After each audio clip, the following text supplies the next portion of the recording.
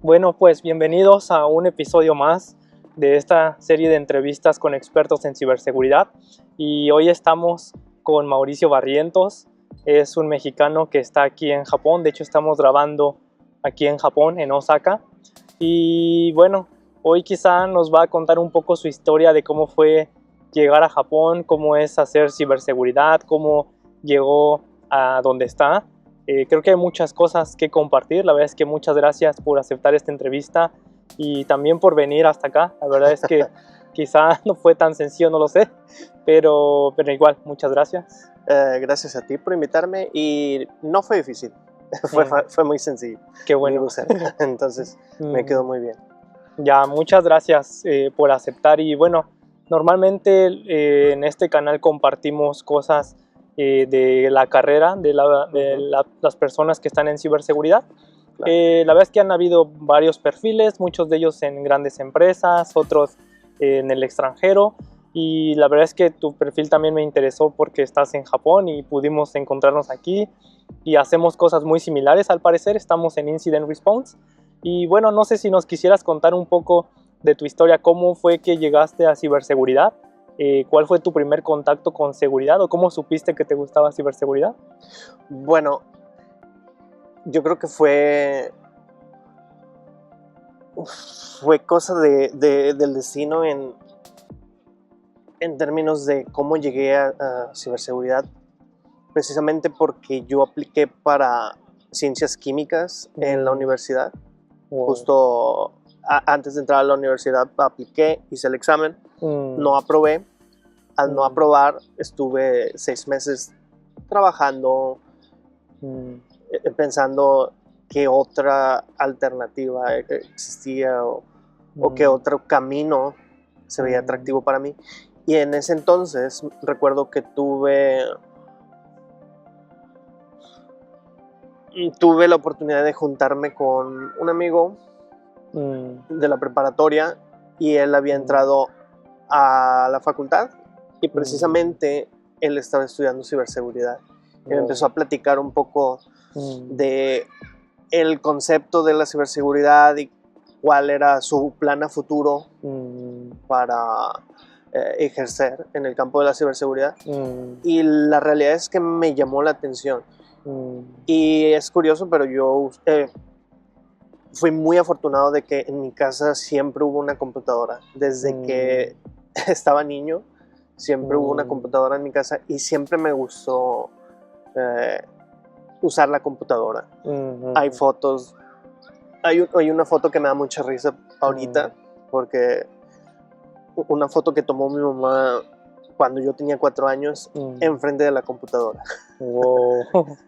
Entonces, digamos que la tecnología y particularmente la PC siempre estuvo ahí y siempre fue algo que para mí me fascinaba, pero nunca pensé que algún momento me iba a dedicar a la seguridad. Y creo que llegué por suerte en ese aspecto, o más bien lo conocí por suerte, gracias a ese compañero que estuvo conmigo en la prepa. Y bueno, en tus inicios, ¿cuál fue tu primer contacto, digamos, cursos? ¿Tuviste materias en la universidad? ¿Comenzaste a jugar con scripts? Yo qué sé. Bueno, soy de Nuevo León, entonces en Nuevo León tenemos una gran ventaja a todos los que se quieren dedicar a la ciberseguridad, y es que la Universidad Autónoma de Nuevo León, en la Facultad de Ciencias Físico-Matemáticas, hay una carrera que se especializa en la ciberseguridad. Entonces, ese fue mi primer contacto con la ciberseguridad. Bueno, anteriormente con mi ex compañero de preparatoria que me explicó de qué se trataba la ciberseguridad y sus planes, pero digamos el contacto inicial, oficialmente hablando, fue en la universidad. Wow. Entonces esa carrera está diseñada, o más bien enfocada para especialistas en seguridad.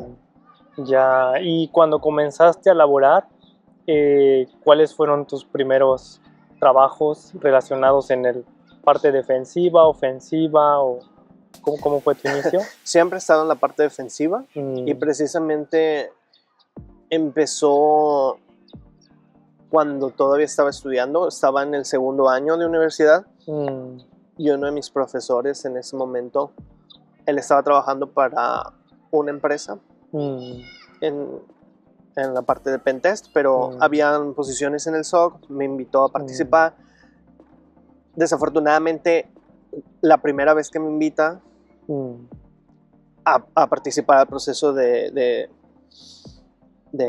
selección, no pude porque estaba trabajando en una empresa de recursos humanos, más enfocado a telecomunicaciones. Bueno, estaba haciendo, digamos, medio tiempo. Entonces, al menos en ese momento no pude. Después dejé de laborar en esta empresa de recursos humanos, que estaba enfocado al menos lo que yo hacía en telecomunicaciones y soporte. Y justo en ese momento se abrió una vacante nuevamente en la empresa en la que estaba este profesor laborando en ese entonces. Y apliqué y afortunadamente empecé oficialmente mi experiencia en una empresa de servicios de seguridad en esa empresa en ese entonces. Fue 2016. Wow. Ya tienes varios años en el área sí. de la parte de SOC. Y bueno, vi en tu perfil que trabajas para una empresa en Dinamarca. ¿Cómo fue que llegaste a esta empresa? Bueno, yo creo que algo que en cualquier universidad siempre mencionan y a veces, principalmente en perfiles como más enfocados a tecnología, se tiende a subestimar un poco lo cual es la colaboración. Colaborar con otras personas siempre te va a abrir puertas a nuevas oportunidades y eso fue mi caso. Estuve trabajando en una empresa que ofrecía servicios de seguridad, luego me moví a una empresa mucho más grande que era de telecomunicaciones y servicios de seguridad y justo en ese momento trabajé con un compañero que posterior a ese trabajo se fue, si mal no recuerdo, a Países Bajos y después de ahí se movió a otra empresa en Dinamarca y justo cuando fue el año antepasado, cuando había una oportunidad de ingresar en la parte de respuesta a incidentes, él me contactó, se acordó de mí, me contactó, apliqué y pues ahorita felizmente trabajando ahí. ¡Wow! ¡Qué bien! Y bueno, normalmente creo que la parte de tener contactos es importante, como mencionas. En este caso, uno de tus contactos fue como quien te pudo conectar con esta empresa. Normalmente intentas hacer networking. ¿Cómo lo haces? ¿Eres abierto como a conocer más gente? ¿Participas en eventos? Yo qué sé. Fíjate que yo soy un poco reservado, no... Realmente no soy muy hablador. No, digamos que sí trato de expanderme lo más que se puede, pero siempre ha sido entre compañeros de trabajo. Una vez se genera esa conexión de conocer a la persona, estar trabajando día a día con esas personas que te rodean, y entonces es cuando ya tiendo a socializar un poco más. Y evidentemente el trabajo siempre va a hablar por uno mismo. Y eso también es importante, no solo es saber hacer las conexiones, pero también que tu trabajo respalde. La parte de los skills siempre es correcto. Importante. ¿Y cómo has desarrollado esta parte de skills? Digamos, ¿entras a sitios tipo Hack the Box o cómo es que vas aprendiendo tanto quizá de otros como por propio interés? Bueno, yo creo que ya mencionaste los 3 factores más importantes en el aprendizaje en ciberseguridad. Aprender de otros a mí me ayudó bastante. Estar siempre rodeado de gente muy talentosa de la que pude aprender. Y no solo hablando de habilidades técnicas, sino de habilidades que te ayudan como un profesionista a desempeñarte de la manera más profesional posible. Otra fue la universidad. Básicamente la universidad me otorgó un programa de estudios que es diseñado para tener un conocimiento amplio en la ciberseguridad. Independientemente si después te quieras enfocar a incident response o pentest, realmente esa carrera te otorga las bases para después tomar un camino un poco más especializado. Y la tercera forma de adquirir conocimiento, como lo comentaste, pues interés propio. Y utilizo Hack the Box. Estoy en la parte defensiva, entonces hay un apartado que creo que se lo llaman Sherlocks, y es básicamente respuesta a incidentes, análisis de malware, y eso realmente ayuda bastante, principalmente porque los logs que te otorgan en este tipo de plataformas son logs directamente que se toman de sistemas operativos, aplicaciones o capturas de tráfico, cosa que en un ambiente enterprise es mucho más común utilizar herramientas como SIEM, EDR, pero es importante también entender a profundidad qué está generando esas alertas que nosotros vemos en las soluciones de seguridad. Oh, qué interesante. Y bueno, quizá regresando un poco como a la parte de tu trayectoria, ¿cómo fue que llegaste a Japón? ¿Cómo es que estando en una empresa de Dinamarca estás en Japón, pero eres mexicano? ¿Y cómo fue todo este movimiento? Bueno, todo empezó por mi amor a la música. Me encanta la música, y en especial la música japonesa. Y eso fue lo que me motivó principalmente a empezar a estudiar el idioma en México. Como estaba trabajando tiempo completo, no tenía tanto tiempo de enfocarme en el aprendizaje del idioma, tanto como yo quería. Entonces empecé a ahorrar y a planear una estadía de 2 años en Tokio, donde tuve la oportunidad de entrar a una escuela de japonés, aprender el idioma. Después de ahí tuve la oportunidad, gracias a un compañero que estaba trabajando conmigo en México. Él se fue a Países Bajos, después a Dinamarca. Se abrió una vacante en la empresa donde él actualmente sigue laborando ahí, y me contactó. Apliqué para la vacante y fue seleccionado, afortunadamente. Oh, qué cool. Y bueno, ya ahora que estás en Dinamarca, ¿cómo es trabajar en un ambiente donde es, digamos, multicultural, o probablemente, obviamente, con una cultura diferente a la mexicana? Y a lo mejor ahora que vives en Japón sufres como otro choque cultural aquí. ¿Cómo es esta relación, digamos, tanto personal, en la parte profesional, como en tu día a día? Definitivamente es muy diferente. Dinamarca es muy diferente a lo que vivimos en México y a lo que se vive aquí. No puedo hablar mucho de trabajar aquí en Japón porque nunca he tenido la oportunidad de trabajar aquí en Japón. He oído de otras personas cómo es trabajar aquí. Sé que no es fácil, también dependerá mucho de el giro en el que trabajes, la empresa para la que trabajas, por supuesto. Pero en Dinamarca sí son muy conscientes de tener un balance entre tu vida personal, el trabajo, el vivir bien, el sentirte bien. Algo que probablemente es algo que la empresa donde trabajo hace, pero probablemente otras empresas en Dinamarca lo hacen, y es tener sesiones semanales con el staff, de un nivel gerencial hacia el staff, para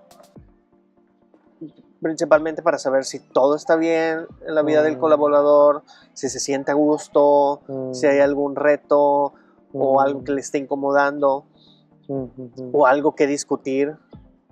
Yo creo que el enfoque que se le da a cómo tratar al colaborador y hacer lo que se sienta bien es la diferencia. Porque, bueno, aquí a lo que he escuchado es que la cultura se enfoca al trabajo y muchas veces el trabajador queda a un lado. No lo sé directamente porque no he tenido la oportunidad de trabajar aquí en Japón.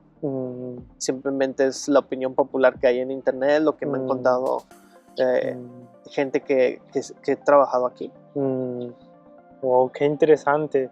Y bueno, digo, sí, la verdad es que creo que la verdad es que donde yo estoy actualmente trabajando es un poco más internacional, así que no se siente una empresa 100% japonesa, pero sí, por ejemplo, incluso hablando con japoneses, de pronto me cuentan como sus historias de empresas pasadas 100% japonesas y es muy extremo.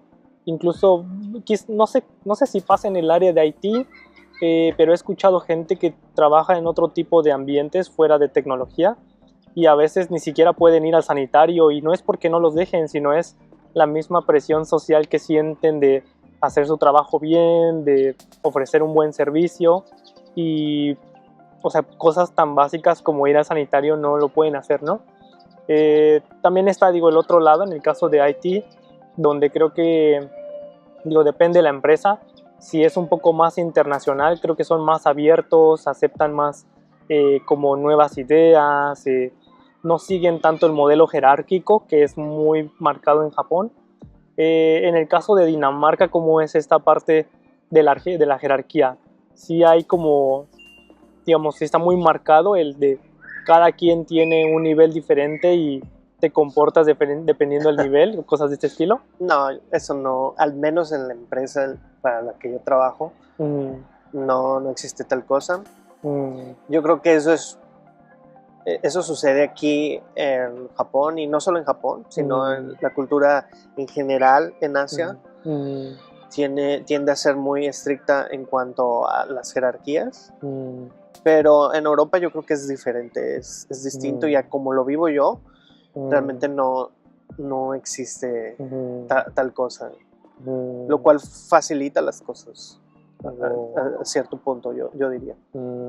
Y bueno, para los que nos escuchan que quizá quieran trabajar en, yo que sé, en Dinamarca o en algún lugar de Europa o de este lado del mundo que no es Asia ni Latinoamérica, ¿qué les recomiendas? ¿El inglés, las habilidades, yo que sé, aplicar? Porque creo que a veces es más miedo que crees que no tienes las suficientes habilidades para trabajar, incluso en otra parte de fuera del país, ¿no? Sin importar qué país. ¿Qué les recomienda? Bueno, creo que ya lo mencionaste todo, no quiero ser aburrido, pero idioma. El idioma es muy importante. Principalmente el inglés va a abrir demasiadas puertas a muchos países.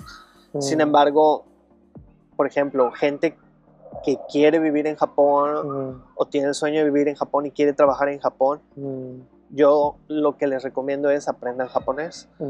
Creo que Corea sería lo mismo, no me consta, no vivo ahí, he escuchado que es lo mismo. Tienes que aprender el idioma que se habla al país a donde vas. Definitivamente es algo que recomiendo y facilita bastante el proceso de tener un trabajo en el país en el que quieres vivir. Otro importante sería grado universitario. Al menos países en Asia como Japón es muy importante el tener el grado universitario, y particularmente no porque la empresa sí lo decida, sino por el tema del visado. Para tramitar un visado como profesional o especialista muchas veces se requiere de un grado universitario, e incluso dependiendo del tipo de visado se puede requerir alguna maestría o algún grado más elevado de educación. no me consta, pero lo que sí me consta es que al menos el grado universitario aquí en Japón sí es necesario para visas de trabajo. Wow. ¿Y ahorita en tu experiencia has intentado buscar algún trabajo en Japón? Si es así, ¿cómo ha sido ese proceso? Bueno, yo busqué oportunidades aquí en Japón a finales del 2023, que es justamente cuando quería extender mi estadía aquí en Japón y quería hacerlo mediante una visa de trabajo. Sin embargo, se me dio la oportunidad de trabajar en esta empresa en Dinamarca y decidí aceptar esa oportunidad. Pero mi experiencia es en buscar trabajo aquí en Japón no es sencillo. Definitivamente no es sencillo, pero tú mencionaste algo muy importante y es nunca tener miedo. Yo creo que eso es el miedo al fracaso, el miedo a lo mejor sentir que uno no es lo suficientemente capaz de hacer las cosas o que no nos van a considerar suficientemente capaces para la oportunidad de trabajo a la que estamos aplicando. Yo diría que mientras no quisiera que se malinterprete. Siempre hay que aplicar de manera diligente, yo diría, porque no puedes aplicar para una vacante de medicina si no estás en el ramo de la medicina, pero digamos, estás en el ramo de la ciberseguridad y a lo mejor no eres especializado en respuesta a incidentes, pero hay una vacante en respuesta a incidentes que se podría ser tu entrada a ese mundo. Yo creo que mientras seas sincero, no mientas y no digas, por ejemplo, que dominas el campo de respuesta a incidentes, más bien si transmites que quieres aprender, probablemente se abra una puerta. Probablemente no sea lo que la empresa busca, es válido también. Pero yo creo que el perder ese miedo a aplicar para las cosas es lo que muchas veces detiene a la gente. Y yo, desde mi experiencia al menos, el venir a Japón es una decisión difícil y muchas veces genera conflictos personales dentro de uno mismo, en términos de pues saber distinguir entre lo que es posible, lo que no es posible y cómo vivir en un país que no es el tuyo, porque no es tan simple como venir aquí a Japón y esperar a que todo va a salir bien, porque necesitas dinero para comer, necesitas un visado, necesitas una razón para estar aquí. Entonces, todo ese tipo de cosas pueden generar conflicto personal, pero yo diría que el trabajo duro, atreverse, perder miedo, definitivamente hace la diferencia. Wow, sí, creo que mencionas varios puntos muy interesantes y bueno, creo que tu experiencia es un poco diferente a lo que normalmente he conocido porque, como decía, eres un mexicano viviendo en un país, en este caso Japón, pero tu trabajo está en otro país y digo, culturalmente estás como en contacto con, digamos, diferentes formas de pensar. ¿Cómo ha sido para ti como persona esta formación en cuanto a tomar lo bueno, quizá conocer lo malo de muchas culturas? Quizá en mi caso normalmente comparo México con Japón, pero en tu caso, ¿qué pasa por tu cabeza? ¿Comparas así como de, esto no pasaría en Dinamarca o esto no pasaría en mi equipo en México o yo qué sé? yo creo que en ese aspecto soy muy afortunado el tener presencia aquí y en Europa a la vez, aunque sea de manera remota. Yo creo que me he hecho demasiado paciente. Definitivamente ayuda a ser mucho más paciente el tener tantas formas de ver la vida tan cerca. Digamos, nosotros tenemos las costumbres de un mexicano, la forma de vivir de un mexicano. Vienes a un país como Japón, donde es totalmente diferente. En mi caso, tengo la oportunidad de ver o entender lo que sucede en Dinamarca, al menos a través de mis compañeros, a través de la cultura de trabajo que he experimentado trabajando en esta empresa. Y yo creo que sí, definitivamente la paciencia, el entender que las cosas funcionan de manera diferente, pero eso no quiere decir que las cosas sean mejores aquí en Japón o en Dinamarca o en México. Simplemente hay maneras de cómo hacer las cosas. Por supuesto, siempre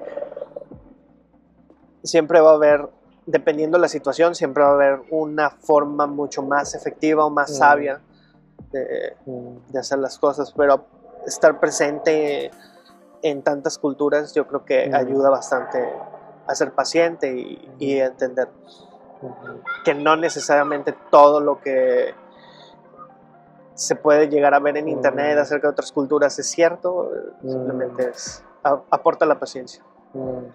Bueno, después de una breve parada técnica, regresamos. Y bueno, platicábamos un poco de la parte técnica, ahorita un poco detrás de cámaras en esta parada técnica. En tu día a día, ¿qué haces en ciberseguridad? ¿Estás como en la parte del SOC, de Incident Response, o qué otras tareas normalmente realizas? Bueno, soy afortunado en la empresa en la que trabajo actualmente. Estoy dedicado solo a respuesta a incidentes. Entonces, todo lo que tenga que ver con revisar alertas del día a día es algo que lo hace solamente el SOC. Si ellos determinan que una alerta en realidad es un incidente que debe escalarse, ya es cuando me pasan el incidente y es cuando entro con el proceso de respuesta a incidentes. Y esa es mi principal función. Y básicamente, pues es el tipo de trabajo te requiere que estés presente o al menos disponible al teléfono las 24 horas. La ventaja es cuando no hay incidentes, tengo tiempo de hacer investigación, tengo tiempo de hacer threat hunting y tengo también tiempo para preparar todo lo que sea necesario al momento de manejar un incidente. Muchas veces se subestima eso, el no tener la preparación, todos los recursos necesarios para hacerlo. Entonces, por ejemplo, estos últimos días que no he tenido incidentes, he estado programando una herramienta que básicamente me va a ayudar a pasar evidencias y al final, cuando tenga que hacer el reporte, esa herramienta, cada hallazgo que haya capturado en esta herramienta me lo va a dar en orden cronológico, me va a dar un gráfico de una línea de tiempo de cómo sucedieron esos eventos. Entonces, al momento de hacer el reporte, me voy a ahorrar ese tiempo de pues asegurarme de que los logs estén bien en orden y hacer el gráfico que vaya a representar la línea del tiempo de lo que sucedió en el incidente. Ya. Y comparado, por ejemplo, con a lo mejor empresas de México, ¿cuáles han sido las diferencias que has notado en cuanto a procedimientos, en cuanto a comunicación con la gente, reportar, cosas de este estilo? Fíjate que he sido muy afortunado porque en las empresas en las que trabajé en México también había una clara distinción de lo que hace respuesta a incidentes y de lo que hace SOC. Hay empresas, y he sabido por compañeros en el campo, que al estar en SOC están atendiendo requerimientos de configuración de firewall o dudas técnicas sobre antivirus y a la vez revisando alertas. Y si hay un incidente, se escala y ellos tienen que hacer ese rol de respuesta a incidentes. Pero en las empresas donde al menos he tenido la fortuna de colaborar, siempre es un espacio o es una posición diferente en la que se enfoca en la respuesta a incidentes. Y básicamente la diferencia es el tamaño y la la cantidad de incidentes. Antes de venir a Japón estaba en una empresa muy grande en la que la cantidad de incidentes, pues al ser grande, tener más clientes con los que se tenía este servicio, pues la intensidad es lo que cambia. Después estuve en otra empresa en México, ya estando aquí en Japón, y pues obviamente es una empresa con un tamaño diferente y la cantidad de clientes es lo que va a determinar la carga de trabajo también. Ya, y respecto, por ejemplo, en México, como mencionas, a veces hay empresas que sí tienen muy bien sus procedimientos y el paso a paso. En el caso de Dinamarca, ¿crees que el tipo de personas con las que trabajas son más metódicas, más fácil de comunicar, más fríos? He escuchado que son bastante fríos. ¿Cuál ha sido tu experiencia quizá? Sí, en la parte profesional en tu equipo, pero también la parte más personal, ¿cómo te sientes? Yo diría que a lo mejor habrá quien tenga su opinión basado en estar presente en Dinamarca. Como yo solamente trabajo e interactúo de manera remota, al menos a mí no me parece frío el contacto con ellos, pero sí he escuchado eso. Al menos en mi caso es normal. Lo podría decir más cálido que aquí en Japón. No tan cálido como en México. Digo que está entre ambos. Y bueno, quizá en otro punto, ¿cómo es eso de vivir en Japón, trabajar en Dinamarca? ¿Cómo funciona esa relación? Quizá, por ejemplo, a veces es complejo mantener una visa, como mencionabas. La parte de impuestos siempre quizá es un dolor de cabeza en cualquier país. Creo que en tu caso más, porque pues tu ingreso viene del extranjero. ¿Cómo funciona esto? Bueno, básicamente, bien lo mencionas, mi ingreso viene del extranjero, tengo que reportar esos ingresos aquí, y eso se hace anualmente, justo como se hace en México. El ejercicio fiscal, al menos aquí, empieza en febrero. En México, si mal no recuerdo, empieza en abril. Pero es básicamente lo mismo, determinar cuál fue tu ingreso neto del año anterior en el que estás haciendo el ejercicio fiscal, y en base a eso pues determinar porcentajes y cuánto se debe de aportar. Y al menos aquí, como no estoy pagando algo que sí es diferente, a lo mejor bueno, no, creo que es igual. Del ingreso neto, las empresas aquí toman para pagar los impuestos provenientes de ingresos, para aportar al seguro médico y para aportar a la pensión. Entonces todo eso lo que cambia es que el ejercicio fiscal lo hago de manera individual por mi cuenta. En otros casos, gente trabajando aquí, la compañía se encarga de hacerlo. Dependerá, no sé. Y también las aportaciones que se van a realizar al seguro médico, a la pensión, pues esos se van a calcular en base al ingreso generado y a lo que reporte aquí, básicamente. Wow, sí.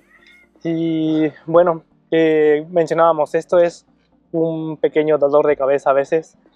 ¿Cuáles han sido los retos a los que te has enfrentado en la situación en la que te encuentras? Quizá trabajando remoto, quizá en otro país, quizá como mexicano, como parte del idioma. Bueno, yo creo que principalmente el contacto con las personas, porque ya desde que desde que empezó la pandemia, básicamente he estado trabajando remoto. No he regresado a una modalidad presencial, pero al menos en lo personal sí se extraña la interacción del día a día con los compañeros, el ver a las personas de frente, el hablar con las personas directamente y no a través de una pantalla. Yo creo que se hace las cosas más fácil. Y particularmente en este trabajo en el que estoy ahorita, soy el único que está trabajando de manera remota. Ellos pueden decidir si trabajan de manera remota o no, pero la mayoría del tiempo están en la oficina. Yo soy el único que, pues, me es imposible. Entonces soy el único que está 100% remoto. Y hay cosas que, al menos yo siento que hay cosas que pueden ser tan sencillo el estar al lado de esa persona y comentarlo, que escribirlo o que mandar un correo. Obviamente siempre hay que dejar cosas importantes por escrito, pero si hablamos de cosas sencillas, cosas que se pueden solucionar de manera rápida, yo creo que facilita mucho el estar en un ambiente presencial, que al menos en mi opinión lo ideal sería un ambiente híbrido, que tú decidas si tomas tus días en casa o si vas a trabajar a una oficina. A lo mejor no es tan rentable para las empresas, pero al menos en lo personal es lo que a mí más me gustaría. Wow, sí, creo que yo también tengo ese mismo, no sé llamarle problema. Estoy trabajando remoto, la mayoría va a oficina algunos días, están en híbrido, pero van algún día, otro no. Y como dices, a veces la comunicación es un poco complejo, en especial quizá cuando no tienes tantas reuniones como para compartir conocimiento. A lo mejor son reuniones más de problemas muy exactos y a lo mejor para incidentes, cosas de este estilo. Y bueno, creo que hemos cubierto la mayoría de puntos. No sé si quisieras, antes de terminar, darle algún consejo a la audiencia sobre cualquier cosa que consideres importante, ya sea lo profesional, lo personal, el salir del país incluso por tener más experiencia, evidentemente te cambia como persona. ¿Quisieras compartir algo? Yo creo que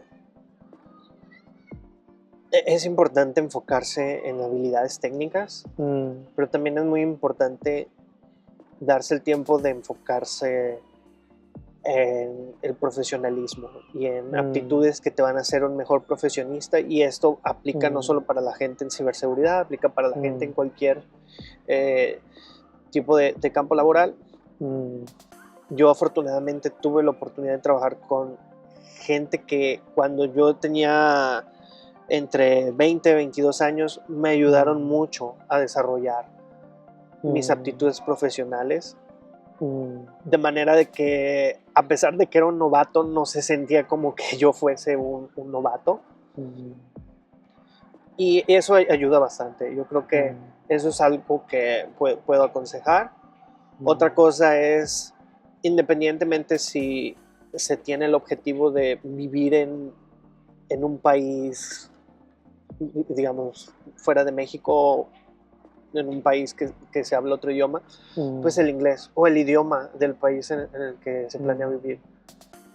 Porque la gente creerá que es fácil tener un trabajo remoto en sus países y venir a vivir a Japón sin japonés, por ejemplo, y eso es imposible. Todos los días se utiliza japonés. Para pagar los impuestos, todo eso fue en japonés y fue complicado. No imposible, pero sí estuvo muy, muy complicado.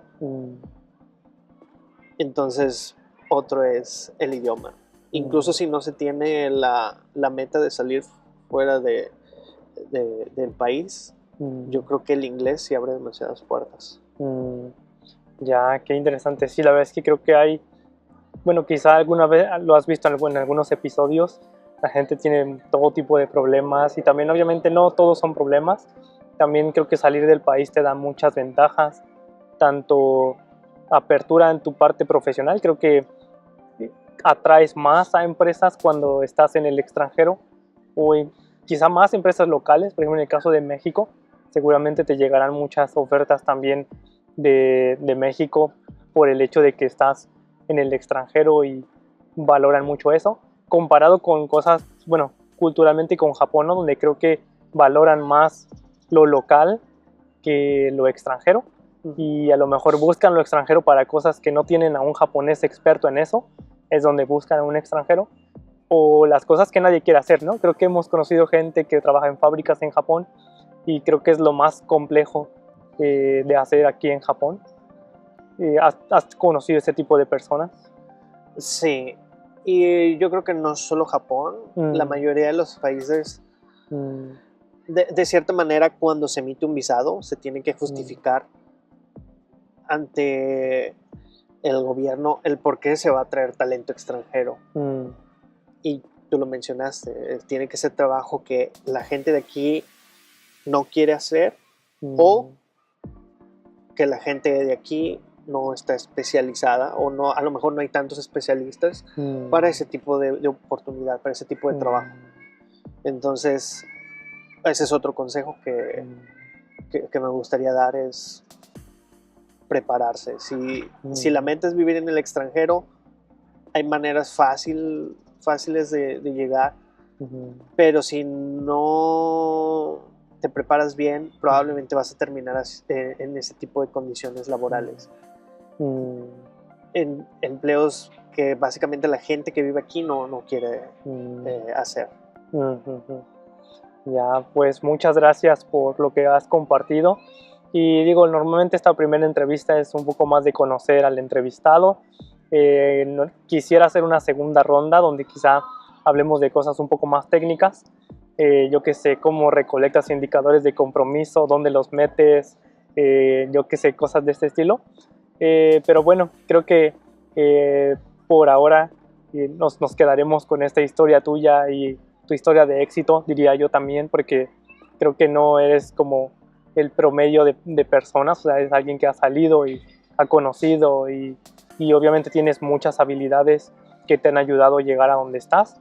Y bueno, ya para terminar, no sé si quisieras compartir algún contacto con la audiencia en donde si alguien quisiera preguntarte algo o yo que sé, está en la misma situación que tú en algún momento estuviste en alguna etapa de tu vida, estás abierto como a quizá no ayudar del todo, pero sí darle algunos pequeños consejos. Claro, mi LinkedIn. Ok, lo pongo en la descripción.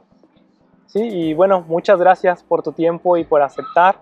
Sé que también tendrás cosas que hacer, pero bueno, creo que afortunadamente hoy tuvimos un buen día. A lo mejor no, yo había visto que iba a llover ayer, pero afortunadamente no llovió.